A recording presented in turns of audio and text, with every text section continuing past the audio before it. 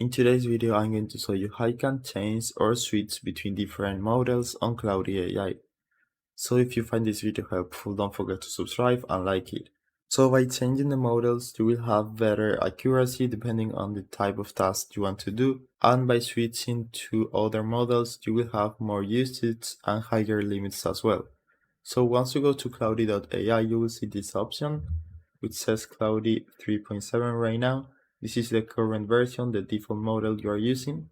But if you click here, you will see a list of more models you can use. Depending on the subscription you have, you will see more or less models. In my case, I have the Pro plan, so I could choose between those 4 models right now.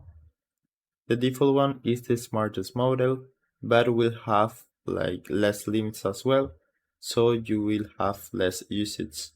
As you probably know, after a few messages, you will have a message right here at the top right of the screen saying that you have reached the limit of the usage you can do every day. I think it resets every 5 hours, so you will need to wait until it resets again. But if you want to use this one, for example, this is not that smart, this is fastest and it's good for daily tasks. So if you use this one, you will have higher usage. So depending on the type of task you want to do, if you want to do complex tasks, then you can use this one, the smart one. But if you just want to ask simple question or do easy tasks, you can pick this one.